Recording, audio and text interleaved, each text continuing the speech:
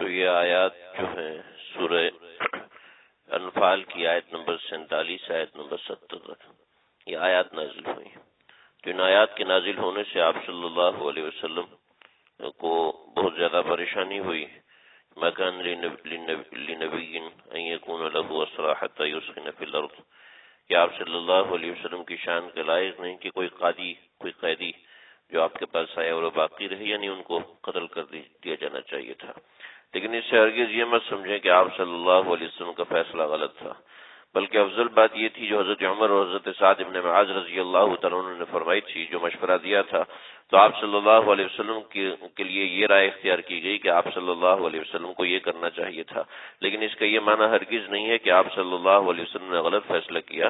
اگر ایسی بات ہوتی کہ آپ صلی اللہ علیہ وسلم کا فیصلہ غلط ہوتا تو اللہ رب العزت آپ صلی اللہ علیہ وسلم کو یہ اختیار بالکل نہ دیتے، بلکہ آپ صلی اللہ علیہ وسلم نے کو اللہ رب العزت نے آخر میں یہ بھی فرمایا کہ یعلم اللہ فی قلوبکم خیرا یؤتکم خیرا مما اخذ منکم ویغفر لکم واللہ غفور الرحیم، یہ بھی فرمایا. اور پھر آپ صلی اللہ علیہ وسلم اپنی رائے کے اوپر برقرار رہے، اس کے فوائد بھی نظر آئے. لیکن یہ آپ صلی اللہ علیہ وسلم کی کو جو یہ معاملہ فرمایا تو یہ بعد میں اللہ رب العزت کی طرف سے یہ بات آئی کہ یہ چیز آپ کے لیے بہتر تھی، اور یہ نہیں فرمایا کہ سب کو قتل کر دینا چاہیے لہذا سب کو قتل کر دیں. تو چنانچہ اللہ رب العزت کی طرف سے جو یہ معاملہ ہوا تو آپ صلی اللہ علیہ وسلم کا اس کے اوپر اتنے دکھ کا اظہار فرمانا اصل میں یہ ہے کہ حسنات الابرار سیئات المقربین، کہ جو قریب لوگ ہوتے ہیں ان لوگوں کی جو نیکیاں ہوتی ہیں عام لوگوں کی نیکیوں کی طرح نہیں ہوتی، بلکہ عام لوگوں کے اندر جو معاملات ہوتے ہیں وہ الگ ہوتے ہیں. انبیاء کے معاملات بالکل الگ ہوتے ہیں. جو اللہ کے خاص بندے ہیں اور اللہ کے خاص لوگ ہیں ان کے معاملات دوسرے لوگوں سے بالکل منفرد اور الگ ہوتے ہیں، لہٰذا ان کے لیے معاملات بھی الگ ہیں، احکامات بھی الگ ہیں. نبی کریم صلی اللہ علیہ وسلم کے لیے یہ تھا کہ آپ کو یہ روا نہیں ہے، یہ نہیں کہ فرمایا کہ آپ کے لیے جائز نہیں ہے، آپ کے لیے حلال نہیں ہے. لما تحرم ما احل اللہ لک جیسے الفاظ جس نبی کے لیے استعمال ہوئے تو وہاں پر نبی کے لیے یہ استعمال کرنا ما کان لنبی ان یکون له اسرا، کہ آپ کو یہ نہیں ہونا چاہیے، آپ کی شان کے مطابق نہیں ہے. یہ نہیں کہا کہ یہ آپ کے لیے جائز نہیں ہے، یہ آپ کے لیے ایسے معاملات نہیں ہیں. لہذا یہ ایک الگ موضوع ہے اور بڑا تفصیلی موضوع ہے کہ نبی کریم صلی اللہ علیہ وسلم نے جو فیصلے فرمائے اور اللہ رب العزت نے ان فیصلوں کی تردید فرمائی تو وہ ایک کبھی کبھی یہ کہہ سکتے ہیں کہ اجتہادی خطا ہے، اور اجتہادی خطا ہونے کا یہ معنی ہرگز نہیں ہے کہ وہ شخص غلط ہے. اجتہادی خطا ہونے کا یہ معنی نہیں ہے کہ اس کو اجتہاد کرنے کا اختیار نہیں ہے. چنانچہ نبی کریم صلی اللہ علیہ وسلم کو آگے بھی اس اختیار کو باقی رکھا اور اسی بات کے اوپر آپ صلی اللہ علیہ وسلم جمے رہے، اور آپ صلی اللہ علیہ وسلم نے اس معاملے کو پورا بھی فرمایا. جیسا کہ آپ سب حضرات جانتے ہیں کہ بعد میں تقریباً سارے لوگ سوائے ابو وداع جس کا نام حارث تھا، اس کا تو نہیں پتا، بلکہ تقریباً تمام لوگوں نے اسلام قبول کیا تھا، جس کی کچھ تفصیلات ہیں انشاءاللہ میں اس کا ذکر کروں گا. چند ایک لوگوں کا یہاں پہ میں ذکر کرنا چاہوں گا. جیسے کہ ابو وداع کے بارے میں بعض لوگوں نے کہا اس کا نام حارث تھا. ابو وداع کے بارے میں لوگوں نے یہ بھی کہا کہ آپ صلی اللہ علیہ وسلم کا تجارت کا شریک تھا، لیکن اصل میں یہ تجارت میں تو شریک نہیں تھا. البتہ صاحب ابن ابو صاحب یہ آپ صلی اللہ علیہ وسلم کی تجارت کا شریک تھا، لیکن برحال واضح روایت کے مطابق ابو وداع بھی آپ کی تجارت کا شریک تھا. تو یہ آپ صلی اللہ علیہ وسلم کا قیدی ہوا. تو آپ صلی اللہ علیہ وسلم نے فرمایا کہ ایک موقع پہ فرمایا کہ ابو وداع یعنی سب سے پہلے اسی کے والد آئیں گے اور اس کو چھڑا کے لے کے جائیں گے. چنانچہ یہی ہوا. فرمایا کہ مکے میں اس کا ایک بیٹا ہے جو بہت مالدار ہے، وہ اپنے باپ کو فدیہ دے کے چھڑانے کے لیے تمہارے پاس آئے گا. یعنی ابو وداع کا بیٹا سب سے پہلے، اس کا والد نہیں، ابو وداع یہ سب سے پہلے اس کا جو بیٹا ہے مطلب بن ابی وداع یہ السہمی یہ سب سے پہلے آیا. اس نے نبی کریم صلی اللہ علیہ وسلم کو بعض روایت کے مطابق 4000، بعض کے مطابق 3000، بعض کے مطابق 2000 اور بعض کے مطابق 1000، یعنی آپ صلی اللہ علیہ وسلم کو اس کے فدیہ کی رقم عطا فرمائی، فدیہ کی رقم ادا کی، اور آپ صلی اللہ علیہ وسلم نے فدیہ کی رقم لے کر اس کے والد ابو وداع کو چھوڑ دیا. پھر اسی طریقے سے اس کے جب یہ چلا گیا تو جبیر بن مطعم یہ کافر تھے اس وقت، مسلمان نہیں ہوئے تھے، فتح مکہ کے وقت مسلمان ہوئے۔ جبیر بن مطعم بدر کے قیدیوں کے سلسلے میں آپ صلی اللہ علیہ وسلم کے پاس آئے، درخواست کی اور سفارش کی کہ آپ ہمارے ہی خاندان کے ہیں، آپ ہمارے ہی علاقے کے رہنے والے ہیں، آپ احسان کریں اور ہمارے قیدیوں کو ایسے ہی آپ رخصت فرما دیں، ہمارے ساتھ بھیج دیجئے۔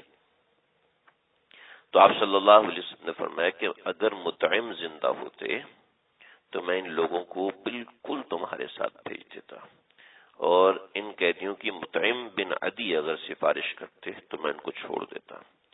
مطعم بن عدی یہ آپ صلی اللہ علیہ وسلم نے جب طائف سے واپس تشریف لائے تھے، تو میں نے اس وقت قصہ سارا سنایا تھا، غالباً مجھے یاد نہیں ہے۔ مطعم بن عدی کو آپ صلی اللہ علیہ وسلم غار حرا میں چلے گئے، اور غار حرا میں جا کر آپ صلی اللہ علیہ وسلم نے حضرت زید بن حارثہ رضی اللہ تعالیٰ عنہ ان کے ساتھ آپ نے غار حرا میں قیام کیا، اس لیے کہ مکے والوں نے تو آپ صلی اللہ علیہ وسلم سے منہ پھیر لیا تھا، منہ موڑ لیا تھا، تو آپ صلی اللہ علیہ وسلم کو اہل مکہ سے شدید قسم کی مایوسی تھی۔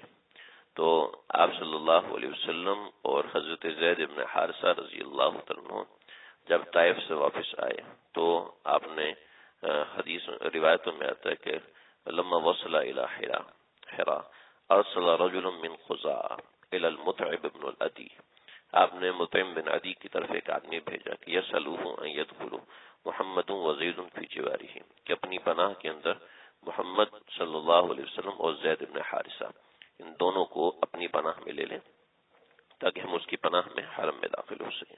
تو فقال المطعم، تو مطعم نے کہا بالکل صحیح ہے، فدعا بنیہ وقومہ، اس نے اپنی قوم کو اور اپنے بیٹوں کو بلایا، قال کہ تلبسوا الصلاح فكونوا عند ارکان البیت فانی قد اجرت محمدا، کہ تم لوگ اپنا زرہ وغیرہ پہنو اور آپ صلی اللہ علیہ وسلم کو لے کر آؤ۔ چنانچہ اپنی زرہ اور تلواریں لے کر آپ صلی اللہ علیہ وسلم اور حضرت زید بن حارثہ کو لے کر غار حرا سے مسجد حرام آئے۔ فقام مطعم بن عدی، مطعم بن عدی جو کھڑا ہو گیا علی راحلتہ، اپنی اونٹنی کے اوپر فنادى، اور پھر کہا یا معشر قریش انی قد آجرت محمدا، میں نے محمد صلی اللہ علیہ وسلم کو پناہ دیا، فلا یحج احد منکم، تو کوئی شخص بھی ایسا نہ ہو کہ جو ان سے احتجاج کرے، کوئی ان سے مقابلہ کرے۔ فانتهى النبی محمد الی الرکن، تو آپ حجر اسود کے پاس پہنچے، فاستلمہ، پھر آپ نے استلام کیا، وصلی رکعتین، 2 رکعت نماز ادا کی، یعنی طواف کیا، زکات ادا کی، وانصرف الی بیتہ، اور اپنے گھر واپس گئے، والمطعم بن عدی وولدہ محیطون بہ لاجل ذلک قال، تو اس وجہ سے ان کے بچوں نے اور مطعم نے آپ کو گھیرا ہوا، تو اس وجہ سے آپ صلی اللہ علیہ وسلم نے فرمایا لو کان مطعم بن عدی حیا، اگر مطعم بن عدی زندہ ہوتا، ثم استشفعنی فی هؤلاء النطرہ، اگر یہ بدار لوگوں کے لیے مجھ سے سفارش کرتا، لشفعتہ فیہم، تو میں اس کی سفارش ان لوگوں کے بارے میں بالکل قبول کرتا۔ بخاری میں یہ روایت ہے۔ تو آپ صلی اللہ علیہ وسلم نے حضرت مطعم ابن عدی کو یاد کیا، لیکن جبیر ابن مطعم سے کہہ دیا کہ نہیں، تم لوگ اس قابل نہیں ہو کہ میں تمہاری اس بات کو قبول کروں۔ ایک اور قابل ذکر شخص یہاں پر حنظلہ بن ابی سفیان، جو حضرت معاویہ رضی اللہ عنہ کے سگے بھائی تھے، حضرت حنظلہ، یہ حضرت ام حبیبہ رضی اللہ عنہ کے بھی سگے بھائی ہیں، حضرت معاویہ کے بھی سگے بھائی ہیں، تو یہ مسلمانوں کی قید میں آئے۔ تو اب ایسا ہوا کہ لوگوں نے ابو سفیان سے کہا کہ تم بھی جاؤ، تم مکے کے سردار ہو، تم بھی جاؤ اور تم اپنے بچے کو فدیہ دو، اور فدیہ دے کے اپنے بیٹے کو آزاد کرا کے آؤ۔ تو حضرت ابو سفیان تو مسلمان نہیں تھے اور مکے کے بھی سردار تھے، تو حضرت ابو سفیان نے کہنے لگے کہ بھئی یہ تو میری شان کے خلاف ہے کہ میں ایسا کروں، میں تو نہیں ایسا کر سکتا۔ تو پھر ایسا ہوا کہ حضرت سعد ابن نعمان رضی اللہ تعالیٰ عنہ، یہ بنی عمر ابن عوف جو کہ مدینے کا ایک قبیلہ تھا، اس کے رہنے والے تھے۔ تو سعد ابن نعمان عمرہ کرنے کے لیے جب مکے گئے تو ابو سفیان نے جیسی سعد کو دیکھا تو سعد پر پکڑ کے حملہ کیا اور قید میں لے لیا، اور مدینے پیغام پہنچایا کہ میں نے بنی عمر بن عوف کے سعد ابن نعمان کو قید کر لیا ہے۔ اگر آپ حنظلہ بن ابی سفیان کو چھوڑیں گے تو تب میں اس کو چھوڑ دوں گا، اگر آپ نہیں چھوڑیں گے تو میں اس کو نہیں چھوڑوں گا۔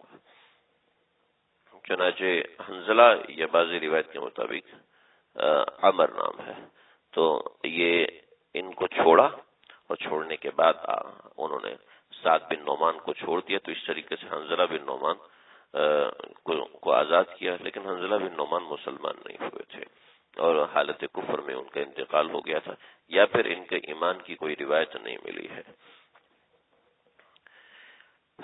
قیدیوں میں ایک بہت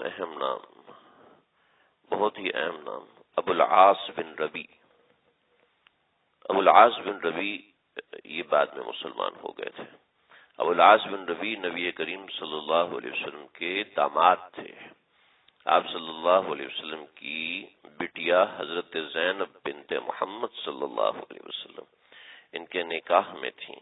ایک مرتبہ آپ صلی اللہ علیہ وسلم نے ارشاد فرمایا کہ مجھے اپنی بیٹیوں میں سب سے زیادہ افضل وہ ہے جو میری وجہ سے مبتلا ہوئی۔ تو محدثین نے یہ کہا ہے کہ اس سے مراد آپ صلی اللہ علیہ وسلم کی بیٹی حضرت زینب ہے۔ ابو العاص بن ربی یہ جب مسلمانوں میں قید ہوئے تو ابو العاص بن ربی کے جو بھائی ہیں ان کو جب پتہ چلا کہ آپ صلی اللہ علیہ وسلم فدیہ لے کر قیدیوں کو آزاد کر رہے ہیں، تو ان کے بھائی وہاں سے پتہ کیا ان کے کہ تمہارے پاس کچھ ابو العاص کا مال رکھا ہے۔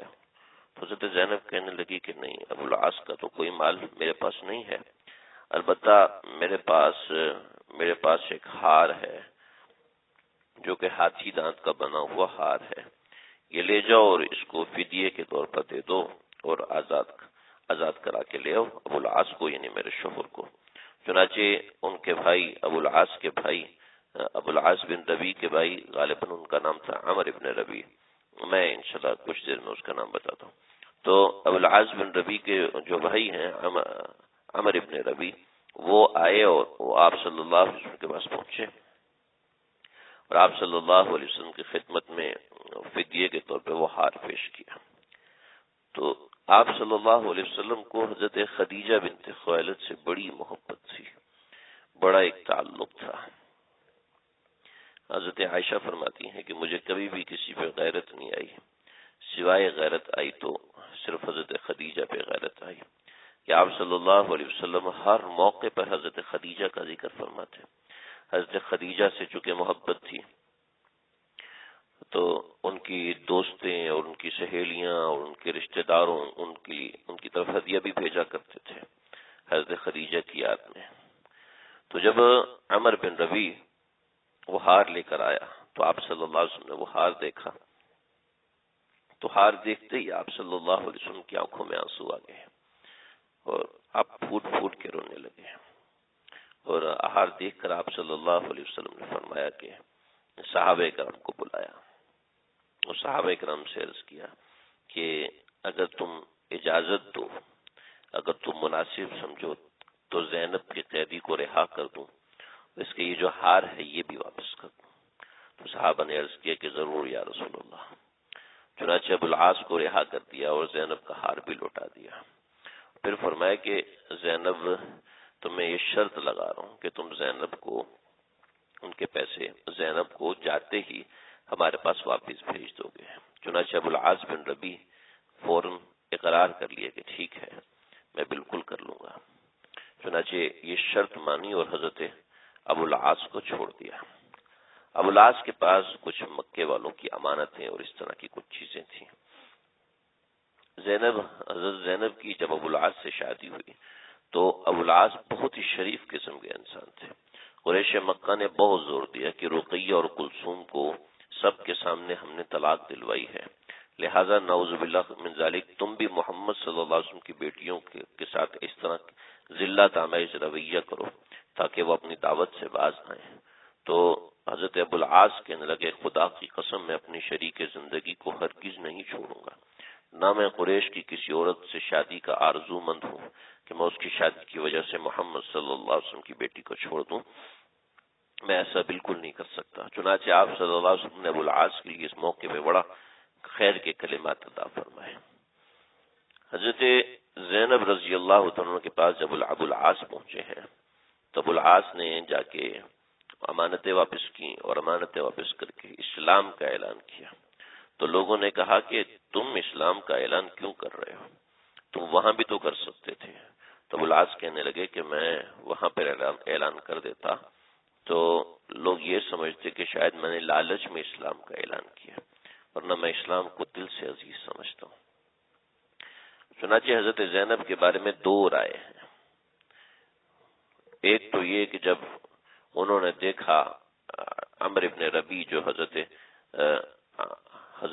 ابو العاص بن ربیع کے بھائی تھے، انہوں نے مسلمانوں کو دیکھا کہ ان کا مزاج کتنا ایماندارانہ ہے، کتنا ایماندارانہ مزاج ہے کہ انہوں نے ہار بھی واپس کر دیا اور قیدی بھی چھوڑ دیا۔ ان کے حالات دیکھے تو بڑی غیرت میں آیا۔ چنانچہ اس نے حضرت اپنے بھائی کنانہ بن ربیع سے کہا کہ جاؤ اور حضرت زینب کو اونٹ پر بٹھاؤ اور ان سب کے سامنے مکے سے لے کر چلو تاکہ ان کو پتہ چلے کہ محمد صلی اللہ علیہ وسلم کے اخلاق کیسے ہیں۔ چنانچہ انہوں نے حضرت زینب کو اونٹنی پر بٹھایا، وہ حاملہ تھیں، اور سب کے سامنے سے ہوتے ہوئے مکے سے باہر نکلے تو مکے کے کئی لوگ، حبار بن اسود ہیں اور ابو سفیان ہیں، یہ کئی لوگ وہاں سے چلے اور وہاں سے چل کے ذی طوا کے مقام پر جا کے پکڑ لیا، اور انہوں نے ایک نام حبار ہے، ایک شخص کا نام ہے نافع، ایک کا نام ہے خالد ابن عبد قیس، وہ سارے حضرت زینب کی طرف بڑھے تو یہ کنانہ بن ربیع نے تیر نکال لیے ترکش سے اور لگا لیا کہ خبردار جو شخص قریب آیا ورنہ یہ تیر مار دوں گا۔ تو حضرت ابو سفیان کہنے لگے کہ دیکھو تم ہم سب کے سامنے ان کو لے کر جا رہے ہو تو یہ ہماری ہتک ہے جو کہ مناسب نہیں ہے، تم رات کے وقت کسی طرح لے جانا، ابھی ہم اس کی اجازت نہیں دیتے۔ بعض روایت کے مطابق یہ ابو الاسود نے، حبار ابن اسود نے کچھ گڑبڑ کی جس سے حضرت زینب کا اونٹ ہلا اور جس سے حضرت زینب کا اونٹ بزگا، جس سے حضرت زینب زمین پہ گری اور ان کا حمل بھی ضائع ہوا۔ لیکن بہرحال اس کے بعد حضرت زینب واپس آئیں گھر میں اور گھر میں رہیں۔ آپ صلی اللہ علیہ وسلم نے حضرت زید ابن حارثہ اور ایک اور صحابی کو بھیجا کہ تم جاؤ اور پیچھے دیکھ کر آؤ۔ چنانچہ حضرت زید ابن حارثہ آپ صلی اللہ علیہ وسلم کی انگوٹھی اور کچھ پیغام کا سامان لے کر آئے، اور مکے کے قریب ایک وادی تھی جہاں کچھ بکریاں وغیرہ چل رہی تھی۔ تو حضرت زید بن حارث رضی اللہ تعالیٰ نے اس چرواہے کو بلایا، اس سے پوچھا کہ بھی تم کس کے چرواہے ہو؟ تو اتفاق سے وہ حضرت ابو العاص کا چرواہا تھا۔ تو اس نے کہا کہ میں تو ابو العاص کا چرواہا ہوں۔ تو پوچھا یہ بھیڑیں کس کی ہیں؟ تو کہا یہ زینب بنت محمد صلی اللہ علیہ وسلم کی ہیں۔ حضرت زید نے ان سے بات چیت شروع کی اور کہا کہ اگر میں تمہیں زینب کے لیے کوئی چیز دوں تو کیا تم یہ ان تک پہنچا سکتے ہو؟ لیکن اس کو پہنچانا اس طرح ہے کہ کسی کو اس کی خبر نہ ہو۔ تو چرواہا راضی ہو گیا، تو حضرت زینب نے اس کو انگوٹھی دی، حضرت زید نے ان کو انگوٹھی دی، چرواہا انگوٹھی لے کے گھر پہنچا اور بھیڑوں کو ٹھکانے پہ پہنچایا، انگوٹھی حضرت زینب کو دی۔ زینب انگوٹھی دیکھتے ہی پہچان گئی کہ یہ تو آپ صلی اللہ علیہ وسلم کی انگوٹھی ہے۔ تو انہوں نے چرواہے سے پوچھا یہ انگوٹھی کس نے دی ہے؟ تو کہنے لگے کہ ایک آدمی نے دی ہے۔ کہ وہ کہاں ہے؟ تو انہوں نے بتایا جی فلاں فلاں مقام پر ہے۔ جب رات کا اندھیرا پھیل گیا تو گھر سے باہر نکلی تو حضرت زید کے پاس پہنچی، تو حضرت زید نے ان سے کہا کہ اونٹ پہ بیٹھ جائیں۔ چنانچہ وہ اونٹ پہ بیٹھی ہوئی یہاں سے منزلیں طے کرتے کرتے وہ حضرت زینب کو مدینہ منورہ لے کر آ گئے۔ تو یہ بھی دو ہجری کی بات ہے۔ چنانچہ اسی کے بارے میں آپ صلی اللہ علیہ وسلم نے فرمایا کہ یہ میری بیٹی میری وجہ سے ابتلا میں مبتلا ہو گئی، میری وجہ سے اس کو مکے میں رکنا پڑا۔ اور دونوں جو روایات ہیں وہ الگ الگ ہو سکتی ہیں اور ہو سکتا ہے ایک ہی روایت ہو، جیسے میں نے بیان کی تو یہ ایک روایت ہے، بعض علماء نے اس کو الگ الگ کر کے بیان فرمایا ہے۔ اسی طریقے سے ایک قیدی تھے جس کا نام تھا سہیل بن عمر العامری۔ سہیل بن عمر العامری یہ قریش کے بڑے ہی معزز لوگوں میں سے تھے، اور قریش کے اندر ان کا شمار قریش کے بڑے بڑے خطباء میں سے ہوتا تھا، حتیٰ کہ بعض حضرات نے ان کو اوپر لیول کے خطباء میں شمار کیا، جیسے اسود بن عبد المطلب، سہیل بن عمر العامری، ایسی حضرت معاویہ اور ان کا بیٹا یزید اور سہیل بن عمر، یہ سب ایک کیٹیگری کے لوگ تھے جن کو سب سے بڑا خطیب سمجھا جاتا تھا عرب کے اندر۔ تو سہیل بن عمر قریش کے زبردست خطیبوں میں سے تھے، چنانچہ یہ اپنی خطابت کو نبی کریم صلی اللہ علیہ وسلم کے خلاف استعمال کرتے تھے، اس سے لوگ برانگیختہ ہوتے تھے، اور عرب کے اندر بڑے لوگ تھے جو کہ خطیب شمار کیے جاتے تھے۔ یہ چند ایک لوگ ہی ایسے ہوا کرتے تھے کہ جو جہاں کھڑے ہو جاتے تھے تو لوگ کہتے اچھا یہ کھڑا ہے تو یہ ضرور کوئی کام کی بات کرے گا، چنانچہ لوگ ان کی بات سنتے تھے۔ سہیل بن عمر العامری بھی انہی لوگوں میں سے تھا۔ جب یہ آئے ہیں تو حضرت عمر نے آپ صلی اللہ علیہ وسلم سے عرض کیا کہ یا رسول اللہ، اگر آپ اجازت دیں تو میں چاہتا ہوں کہ سہیل بن عمر نے اسلام کے خلاف اتنی زیادہ بات کی ہے کہ میرا جی چاہتا ہے کہ میں اس کے سامنے کے 2 دانت توڑ دوں، مجھے آپ اس کی اجازت دیجیے کہ میں اس کے 2 دانت توڑوں تاکہ یہ آج کے بعد اسلام کے خلاف کوئی بات نہ کر سکے۔ اس لیے کہ سامنے والے جب 2 دانت ٹوٹ جائیں تو انسان صحیح طریقے سے خطابت نہیں کر سکتا، اس کے لیے بات کرنا، الفاظ اس کے منہ سے نکالنا، الفاظ کو جوڑنا یہ بڑا مشکل سا ہوتا ہے۔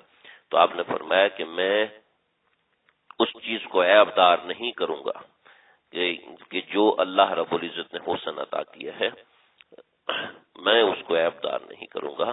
ایسا نہ ہو کہ اللہ میرے ساتھ بھی ایسا ہی معاملہ فرما دے، اگرچہ میں نبی ہی کیوں نہ ہو، کیا خبر کسی مقام پر وہ کسی بلند مقام پر پہنچ جائے، اس لیے اس شخص کی برائی نہ کروں۔ چنانچہ آپ کی یہ بصیرت تھی، یا آپ کو اللہ رب العزت نے اس چیز سے نوازا تھا کہ جب مکے کے اندر بہت سے لوگ مرتد ہونے لگے تو عتاب ابن اسید گھبرا گئے، کیونکہ عتاب ابن اسید اس وقت مکے کے سردار تھے، وہ بھی گھبرا گئے، پریشان ہوئے کہ آپ کیا کریں۔ تو اس وقت جس شخص نے کھڑے ہو کے عرب کو، مکے والوں کو غلط ہونے سے روکا تو وہ یہی شخص تھے سہیل بن عمر، اور انہوں نے وہی تقریر کی جو سیدنا ابوبکر صدیق نے مدینے میں تقریر کی تھی۔ یہ فرمایا کہ لوگوں، جو شخص محمد کی عبادت کرتا ہے اسے معلوم ہونا چاہیے کہ محمد صلی اللہ علیہ وسلم کی وفات ہو چکی، جو شخص اللہ کی عبادت کرتا ہے اسے معلوم ہونا چاہیے کہ اللہ زندہ ہے اور وہ کبھی مر نہیں سکتے۔ تم کیا نہیں جانتے کہ اللہ نے فرمایا کہ انک میت وانہم میتون، من کان یعبد محمد فمحمد قد مات، کہ جو شخص محمد صلی اللہ علیہ وسلم کی عبادت کرتا ہے تو وہ سمجھ لے کہ محمد صلی اللہ علیہ وسلم کا تو انتقال ہو گیا۔ خدا کی قسم میں جانتا ہوں یہ دین سورج کی طرح مشرق سے لے کے مغرب تک پھیلے گا، اس لیے تم ان لوگوں کی وجہ سے اپنی جانوں کو مصیبت میں نہ ڈالو جو دین حق کو صحیح اچھے سے طریقے سے نہیں جانتا۔ اور اللہ تعالیٰ نے تم سب کو ایک شخص یعنی ابوبکر صدیق پر متفق کر دیا ہے جو تم میں سب سے بہتر ہے۔ پھر انہوں نے کہا تم لوگوں کی حرکتوں سے اس دین کی قوت اور طاقت، تم لوگوں کی حرکتوں سے بھی اس دین کو قوت اور طاقت ہی ملے گی، یہ دین کمزور نہیں ہوگا، لہذا کان کھول کر سن لو، جس کو ہم نے مرتد ہوتے دیکھا ہم اس کی گردن اڑا دیں گے۔ تو حضرت سہیل رضی اللہ عنہ نے اس وقت ایسا کام کیا جب حضرت عتاب ابن اسید بھی پریشان ہو چکے تھے جو کہ مدینہ کے والی تھے۔ ایسے ہی ایک اور قابل ذکر شخص حضرت ولید ابن ولید۔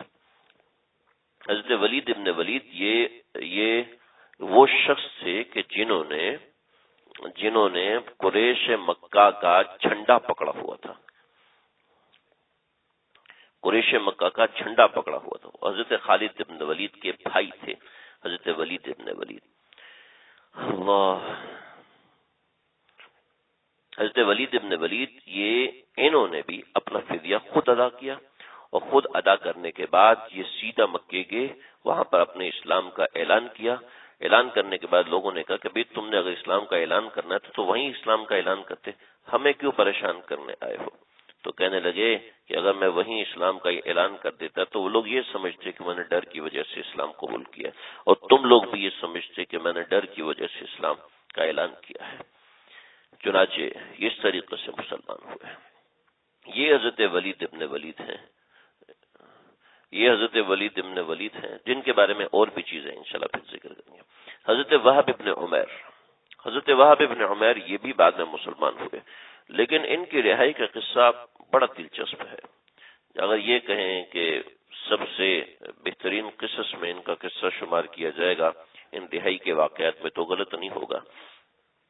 حضرت وہب ابن عمیر یہ تو بعد میں مسلمان ہوئے تھے۔ ان کو حضرت رفاع بن رافع رضی اللہ عنہ نے گرفتار کیا تھا۔ ان کے جو والد عمیر تھے یہ بھی بعد میں مسلمان ہوئے۔ یہ قریش کے شیاطین میں سے ایک شیطان سمجھے جاتے تھے۔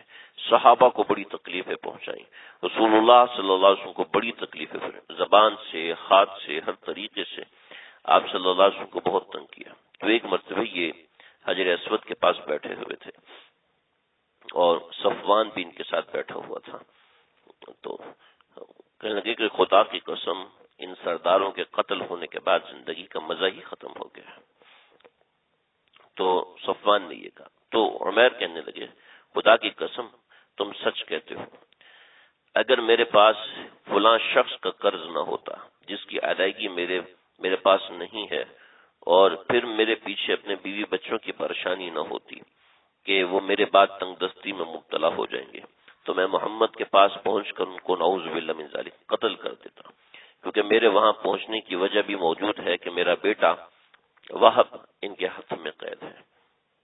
تو یہ سنتے ہی صفوان نے عمیر سے کہا کہ تمہارے ذمہ جتنا قرضہ ہے میں دیتا ہوں، میں اس کو ادا کر رہا ہوں، تمہارے بیوی بچے وہ سب میرے ساتھ رہیں گے، میری ذمہ داری جب تک وہ زندہ ہوں گے میں کفالت کروں گا، پرورش کا ذمہ لوں گا۔ اور قریش میں یہ چیز ناممکن ہے کہ کوئی کفالت کی ذمہ داری لے لے، وہ خود تو بھوکا مر جائے گا لیکن وہ دوسرے کو مرنے نہیں دے گا، وہ دوسرے کو لازمی کھلائے گا، اس لیے کہ ان کو اپنی ناک کا بہت خیال ہوتا ہے۔ تو صفوان نے وعدہ کر لیا، تو ابو عمیر نے گھر سے تلوار نکالی، اس پہ دھار لگائی یعنی تیز کی، پھر اس کو زہر میں بھجایا اور پھر مکے روانہ ہو گیا۔ اس نے اپنی تلوار کو چھپایا ہوا تھا۔ وہ جب مسجد نبوی صلی اللہ علیہ وسلم پہنچا تو حضرت عمر فاروق اور کچھ دوسرے مسلمان غزوہ بدر کی باتیں مسجد نبوی میں بیٹھے کر رہے تھے۔ تو عمیر نے جو ہی مسجد نبوی کے دروازے پر اٹھنی بٹھائی تو حضرت عمر نے ان کو دیکھا اور عمیر کی تلوار بھی ان کو کپڑوں میں چھپی ہوئی نظر آ گئی۔ تو حضرت عمر نے للکارا، یہ خدا کا دشمن عمیر بن وہب یہ ضرور کسی برے ارادے سے آیا ہے۔ حضرت عمر فوراً اٹھے اور آپ صلی اللہ علیہ وسلم کے حجرے میں گئے کہ اے پیغمبر خدا، خدا کا یہ دشمن عمیر یہ تلوار چھپا کے لایا ہے۔ آپ نے فرمایا اسے میرے پاس لاؤ۔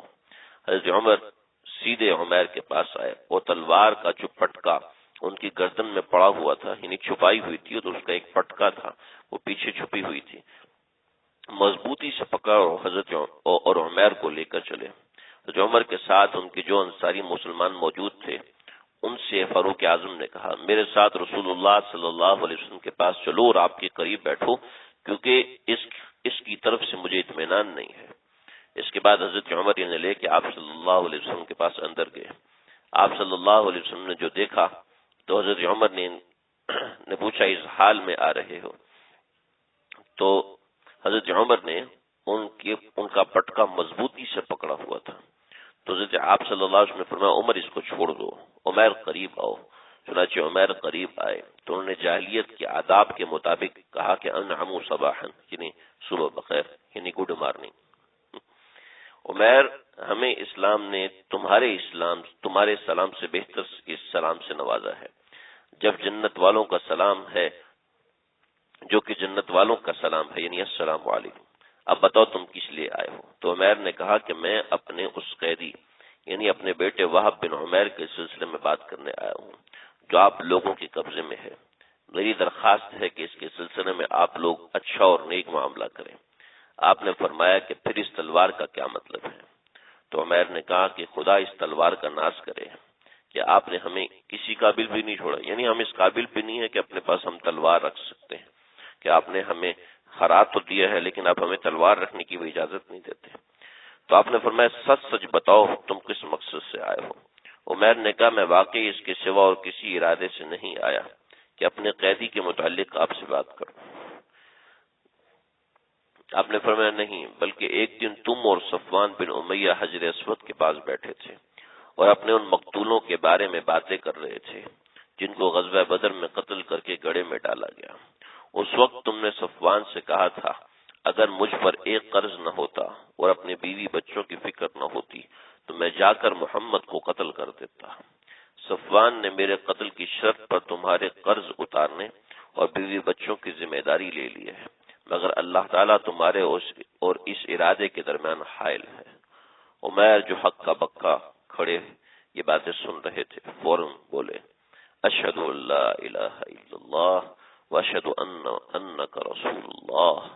یا رسول اللہ، آپ کے پاس آسمان سے جو خبریں آیا کرتی ہیں اور آپ پر جو وحی نازل ہوا کرتی ہے ہم اس کو جھٹلایا کرتے تھے، اور جہاں تک اس معاملے کا تعلق ہے اس وقت حجر اسود کے پاس میرے اور صفوان کے سوا تیسرا کوئی شخص نہ تھا، اور نہ ہی کسی اور کو ہماری اس گفتگو کی خبر ہے، کیونکہ ہم نے رازداری سے وعدہ کیا تھا۔ اس لیے خدا کی قسم اللہ کے سوا آپ کو اور کوئی اس کی خبر نہیں دے سکتا۔ بس حمد و ثنا ہے اس ذات باری تعالیٰ کی جس نے اسلام کی طرف ہماری رہنمائی اور ہدایت فرمائی اور ہمیں اس راہ پر چلنے کی توفیق بخشی۔ اس کے بعد عمیر نے کلمہ شہادت پڑھا اور مسلمان ہو گئے۔ پھر حضرت صلی اللہ علیہ وسلم نے صحابہ سے فرمایا اپنے بھائی کو دین کی تعلیم دو اور اس کو قرآن پاک پڑھاؤ اور اس کے قیدی کو رہا کر دو۔ صحابہ نے فوراً حکم کی تعمیل کی اور اس کے بیٹے کو رہا کر دیا۔ پھر حضرت عمیر نے حضرت صلی اللہ علیہ وسلم سے عرض کیا کہ میں ہر وقت کوشش میں لگا رہتا تھا کہ اللہ کے نور کو بجھا دوں۔ جو لوگ اللہ کے دین کو قبول کر چکے ان کو زبردست تکلیفیں پہنچایا کرتا تھا۔ اب میری آپ سے درخواست ہے کہ آپ مجھے مکے جانے کی اجازت دیں تاکہ وہاں مکے والوں کو اللہ کی طرف بلاؤں اور اسلام کی دعوت دوں۔ ممکن ہے اللہ تعالیٰ ان کو ہدایت عطا فرمائے، ورنہ پھر میں ان لوگوں کو ان کی بت پرستی کی بنا پر اس طرح تکلیفیں پہنچاؤں گا جیسے میں اسلام کی وجہ سے صحابہ کو پہنچاتا تھا۔ حضرت صلی اللہ علیہ وسلم نے ان کو مکے جانے کی اجازت فرمائی۔ چنانچہ وہ مکے واپس گئے جہاں ان کے بیٹے وہب بھی مسلمان ہو گئے تھے۔ ادھر عمیر کے مکے سے روانہ ہونے کے بعد صفوان لوگوں سے کہتا تھا میں تمہیں ایسے واقعے کی خوشخبری سناتا ہوں جو عنقریب رونما ہونے والا ہے، جس کے نتیجے میں تم بدر کے حادثے کو بھول جاؤ گے۔ ادھر صفوان ہر آنے والے سوار سے عمیر کی کارگزاری پوچھتے۔ آخر ایک سوار مکے سے واپس آیا تو اس نے پوچھا کہ صفوان کی کیا خبر ہے؟ تو اس نے کہا کہ صفوان تو جا کے مسلمان ہو گیا ہے۔ صفوان سے کہا کہ عمیر تو وہ مسلمان ہو گیا ہے۔ تو صفوان نے قسم کھا لی کہ خدا کی قسم آج کے بعد میں عمیر سے کوئی بات نہ کروں گا۔ پھر حضرت عمیر رضی اللہ تعالیٰ واپس مکے آئے۔ مکے آنے کے بعد اپنے گھر والوں سے بات کی اور اس کے بعد صفوان سے بھی بات کی، لیکن صفوان نے کسی بھی بات کا کوئی جواب نہیں دیا۔ اسی طریقے سے حضرت ابو عزیز بن عمیر، حضرت ابو عزیز بن عمیر یہ حضرت مصعب بن عمیر کے بھائی تھے۔ تو جب حضرت مصعب بن عمیر ان کو گرفتار کر کے لائے تو انہوں نے کہا کہ میرا بھائی میرا خیال کرے گا۔ تو حضرت مصعب بن عمیر کہنے لگے کہ ابو عزیز کی ماں بڑی امیر ہے، لہٰذا یہ اس کے پیسے خوب ادا کرے گی۔ تو ابو عزیز پریشان ہوگی کہ یہ کیا بات ہے، کہ یہ کیسا مسئلہ ہے کہ میرا بھائی بھی آج مجھے پوچھنے کو تیار نہیں ہے۔ ایسے ہی قیدیوں میں سب سے اہم ترین شخصیت وہ ہے حضرت عباس رضی اللہ تعالیٰ عنہ کی۔ حضرت عباس رضی اللہ تعالیٰ عنہ نبی کریم صلی اللہ علیہ وسلم کے چچا تھے۔ آپ سے 2 برس زیادہ عمر تھی حضرت عباس کی، اور حضرت عباس رضی اللہ عنہ بڑے اونچے قد کے تھے، بڑے ڈیل ڈول والے تھے، یعنی عام انسان سے ان کا قد اتنا اونچا تھا کہ یہ گھوڑے پر ایسے بیٹھتے تھے کہ ان کے پاؤں نیچے لگ رہے ہوتے تھے، اتنا اونچا ان کا قد تھا۔ تو حضرت عباس کو جس شخص نے پکڑا اس کا نام تھا ابو الیسر کعب بن عمر. ابو الیسر کعب بن عمر یہ چھوٹے قد کے تھے، جس کو ہم ٹھگنا کہتے ہیں. یعنی ان کا قد ایسا تھا جیسے عام آدمی میں سے جو چھوٹے قد کے لوگ ہوتے ہیں، جن کا قد ہوتا ہے 4.5 سے 5 فٹ، اتنا قد ہوتا ہے. تو ان کا قد یہ تھا اور حضرت عباس کا قد یہ تھا. تو کسی نے پوچھا ابو الیسر حضرت عباس سے کہ بھی تم کو اس شخص نے کیسے پکڑ لیا، یہ تو چھوٹے سے قد کا ہے. تو حضرت عباس کہنے لگے مجھے اس نے تو نہیں پکڑا، مجھے تو ایک شخص نے پکڑا جو بالکل سفید رنگ کا تھا، بالکل سفید کپڑے پہنے ہوئے تھا، اور وہ پہاڑ جتنا اونچا قد اس شخص کا تھا، اتنا بڑا، اتنا اونچا تھا. تو نبی کریم صلی اللہ علیہ وسلم کے پاس جب پہنچے تو آپ صلی اللہ علیہ وسلم کو حضرت ابو یسر جن کا نام غالباً حضرت کعب ہے، کعب بن عمر ہے. تو یہ ابو یسر کعب بن عمر یہ جب آئے تو انہوں نے نبی کریم صلی اللہ علیہ وسلم کو زور سے یا رسول اللہ میں نے ان کو پکڑا ہے، میں نے ان کو پکڑا ہے. تو آپ صلی اللہ علیہ وسلم نے ان کو سختی کے ساتھ فرمایا کہ ابو یسر تم کیوں گھبرا، تم کیا شور مچا رہے ہو، خدا کی قسم کے فرشتوں نے ان کو پکڑنے میں تمہاری مدد کی ہے. تو یہ حضرت عباس رضی اللہ عنہ کو نبی کریم صلی اللہ علیہ وسلم نے فدیے کا حکم دیا کہ تمہارا فدیہ 400 اوقیہ ہے، یعنی 400 اوقیہ چاندی یا 40 اوقیہ سونا، یہ حضرت عباس نے ادا کرنا تھا. اور اس کے ساتھ عقیل بن ابو طالب کا بھی فدیہ حضرت عباس رضی اللہ عنہ نے ادا کرنا تھا. تو حضرت عباس کہنے لگے کہ یا رسول اللہ میں تو بہت بالکل فقیر اور کنگال کر دیا مجھے، آپ کے اس فدیے نے مجھے تو بہت ہی پریشان کر دیا کہ میرے پاس تو اتنے پیسے ہیں نہیں اور میں کنگال ہو گیا ہوں. تو آپ صلی اللہ علیہ وسلم نے فرمایا کہ عباس وہ جو سونا ہے، وہ جو مال ہے، وہ کہاں ہے جو آپ ام فضل یعنی اپنی بیوی کو دے کر آئے ہیں اور ان سے کہہ رہے تھے کہ اگر میں قتل ہو جاؤں تو یہ مال میرے بیٹوں فضل، عبداللہ اور قسم کا ہے، تو وہ مال کہاں ہے؟ تو حضرت عباس یہ بات سن کے فرماتے ہیں کہ خدا کی قسم میں جانتا ہوں کہ آپ اللہ کے رسول ہیں. یہ بات جو آپ نے بتائی میرے اور ام فضل کے سوا کوئی نہیں جانتا. ایک روایت میں یہ بھی اضافہ ہے، فرمایا کہ میں گواہی دیتا ہوں کہ اللہ کے سوا کوئی معبود نہیں اور آپ اس کے بندے اور اس کے رسول ہیں. تو ایسے حضرت عباس رضی اللہ عنہ کا فدیہ ادا ہوا. پھر حضرت عباس نے اسی موقع پر اسلام قبول کیا، یہ بعد میں جا کے اسلام قبول کیا، اس کے بارے میں تو اختلاف ہے. ایک بات رہ گئی، میں بالکل شروع میں بتانا بھول گیا. حضرت ابو العاص جو مسلمان ہوئے تھے، تو ابو العاص اور حضرت زینب کے 2 بچے تھے، ایک حضرت علی تھے اور ایک کا نام حضرت امامہ تھا. جو حضرت علی تھے وہ آپ صلی اللہ علیہ وسلم کے ساتھ سفر حج پہ بھی تھے، اور آپ صلی اللہ علیہ وسلم نے ان کو یعنی مراہقت کی عمر میں، یعنی قریب البلوغ تھے، یعنی 12-13 سال کی عمر میں آپ صلی اللہ علیہ وسلم کے ساتھ سفر حج پہ بھی تھے، اور آپ کی اونٹنی پر حضرت علی بھی آپ کے ساتھ کئی مرتبہ سوار ہوئے. یہ وہ حضرت علی تھے جو کہ ابو العاص کے بیٹے تھے، آپ صلی اللہ علیہ وسلم کے نواسے تھے. اور اسی طریقے سے حضرت زینب کی ایک بیٹی امامہ بھی تھی.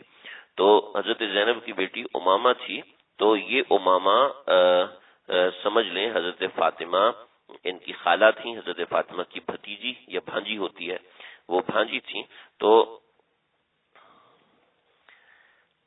حضرت فاطمہ کی وصیت یہ تھی کہ اگر میرا انتقال ہو جاتا ہے تو میرے انتقال کے بعد حضرت علی حضرت امامہ سے شادی کر لیں. اور حضرت زبیر بن عوام رضی اللہ عنہ نے حضرت امامہ کی شادی حضرت علی سے کروائی. تو یوں حضرت علی کی جو حضرت فاطمہ کے بعد نکاح ہوا وہ آپ صلی اللہ علیہ وسلم کی پہلے بیٹیا سے تھا، پھر دوسرا نکاح حضرت علی کا آپ صلی اللہ علیہ وسلم کی نواسی سے ہوا جو کہ حضرت امامہ تھی. پھر حضرت علی کا جب انتقال ہوا تو حضرت علی کے انتقال کے وقت حضرت علی نے وصیت فرمائی تھی کہ میرے انتقال کے بعد امامہ اگر تم نکاح کی ضرورت محسوس کرو تو مغیرہ بن نوفل سے تم اپنا نکاح کر لینا۔ چنانچہ حضرت معاویہ نے حضرت امامہ کو نکاح کا پیغام بھیجا تو معاملہ یہ ہوا کہ حضرت معاویہ کے پیغام نکاح کو حضرت امامہ نے قبول نہیں کیا۔ تو حضرت امامہ آپ صلی اللہ علیہ وسلم کی نواسی تھیں، حضرت معاویہ یہ چاہتے تھے کہ وہ ان کے عقد میں آ جائیں تو کسی طریقے سے خاندان نبوت میں میرا حصہ لگ جائے، لیکن حضرت امامہ نے اس کو قبول نہیں فرمایا۔ مغیرہ بن نوفل کے ساتھ حضرت امامہ کا نکاح ہوا اور پھر یہ کافی زمانے تک ان کے ساتھ نکاح میں رہے۔ اسی طریقے سے اور بھی بہت سے لوگ ہیں، ابو العزہ عمر الجمحی، یہ بھی تھے، ان کا قصے میں کوئی ایسی تفصیل نہیں ہے۔ اس کے بعد جب شاہ حبشہ کو جب اس معاملے کا پتہ چلا، جو کہ نجاشی جس کا نام اصحمہ تھا، کہ مسلمانوں کو فتح ہوئی ہے بدر کے اندر اور کافروں کو شکست ہوئی ہے، تو بہت زیادہ خوش ہوئے۔ کتابوں میں لکھا ہے کہ نجاشی اسی خوشی میں، نجاشی کو جب خوشی ہوتی تھی، ان بادشاہوں کو جب خوشی ہوتی تھی تو اپنے خوشی کے اظہار کے لیے وہ اپنے تخت سے نیچے اتر آتے تھے اور نیچے بیٹھ کے، مٹی پہ بیٹھ کے، پھٹے پرانے کپڑے پہن کر وہ اس خوشی کا اظہار کرتے تھے۔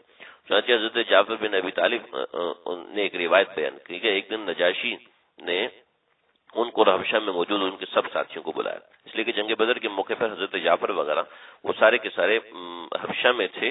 یہ 7 ہجری میں وہاں سے واپس ہیں۔ غزوہ جو خیبر ہے انشاءاللہ اس میں ہم ان کا ذکر پڑھیں گے۔ جب یہ نجاشی کے پاس پہنچے تو دیکھا کہ وہ مٹی پہ بیٹھا ہوا تھا، پھٹے پرانے کپڑے پہنے تھے۔ ان لوگوں نے بادشاہ کو اس حالت میں دیکھا تو حیران ہوئے، پوچھا کہ جناب جہاں پناہ یہ کیا بات ہے؟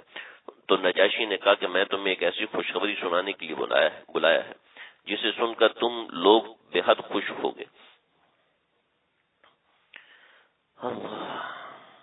تمہارے علاقے سے میرے پاس ایک جاسوس آیا اور اس نے مجھے بتایا ہے کہ اللہ تعالیٰ نے اپنے نبی کو فتح اور نصرت عطا فرمائی ہے، ان کے دشمنوں میں فلاں لوگ ہلاک ہو گئے۔ تو اس نے بہت سے مشرکوں کے نام بتائے۔ یہ جنگ جس میدان میں ہوئی تھی اس کا نام بدر ہے، جہاں پیلوں کے درخت کثرت سے پائے جاتے ہیں، کہ یہ وہاں بنی زمرہ کی اپنے آقا جو کہ بنی زمرہ کا ہے اس کی بکریاں چرایا کرتا تھا، لیکن ہے میرا جاسوس۔ تو حضرت جعفر نے کہا کہ آپ ان پھٹے پرانے کپڑوں میں زمین پر کیوں بیٹھے ہیں؟ تو نجاشی نے کہا کہ عیسیٰ علیہ السلام پر اللہ نے جو کتاب یعنی انجیل نازل فرمائی تھی، اس میں ہم یہ تعلیم پاتے ہیں کہ بندوں کے اوپر اللہ تعالیٰ کا یہ حق ہے کہ جب اللہ کی طرف سے کوئی نعمت اور خوشخبری حاصل ہو تو وہ تواضع اور انکساری کے اظہار میں مٹی پہ بیٹھ جایا کریں۔ اسی طریقے سے ایک اور روایت ہے، حضرت عیسیٰ علیہ السلام کو جب حق تعالیٰ کی طرف سے کوئی نعمت حاصل ہوتی تھی تو وہ اور زیادہ تواضع اور انکساری کا اظہار کرتے تھے۔ چنانچہ جب اللہ تعالیٰ نے اپنے نبی کو فتح اور نصرت کی نعمت سے نوازا تو میں اس طریقے سے اپنی تواضع کا اظہار کر رہا ہوں۔ اسی طریقے سے انجیل کے اندر بھی اسی طرح کی تعلیم ہے کہ انجیل میں یہ تعلیم، اس نے یہ بھی بتایا کہ انجیل میں ہم یہ تعلیم پاتے ہیں کہ جب اللہ اپنے بندوں کو نعمت سے نوازتے ہیں تو بندے پر واجب ہے کہ وہ اللہ کے سامنے تواضع و انکساری کا احساس کرے۔ اب اللہ نے ہمیں اور تمہیں ایک بے حد بڑی عظیم دولت سے نوازا ہے، اور وہ یہ کہ نبی کریم صلی اللہ علیہ وسلم کو فتح حاصل ہوئی۔ تو یہ اس طریقے سے نجاشی نے بھی خوشی کا اظہار کیا۔ ایسی ایک اور شخص تھا ابو العزہ، میں نے اس کا نام ذکر کیا تھا، چلے اس کو کچھ بات کر دیتا ہوں کہ ابو العزہ عمر یہ جمحی، اس نے نبی کریم صلی اللہ علیہ وسلم کے سامنے ہاتھ جوڑے، میری 5 بیٹیاں ہیں اور میرے پاس کچھ بھی نہیں ہے، فدیہ میں نہیں دے سکتا، برائے مہربانی آپ مجھے چھوڑ دیں، آپ مجھے معاف کر دیں اور مجھے بغیر فدیہ کے چھوڑ دیں، میرا کچھ دینے والا نہیں ہے۔ تو آپ صلی اللہ علیہ وسلم نے رحم کھایا، اس کو چھوڑ دیا۔ لیکن یہ شاعر تھا، اس نے جا کے بدر لوگ کفار مکہ کو پھر اکسایا اور احد کی لڑائی میں یہ دوبارہ قید ہوا تھا، تو اس وقت آپ صلی اللہ علیہ وسلم نے اس کو قتل کروا دیا۔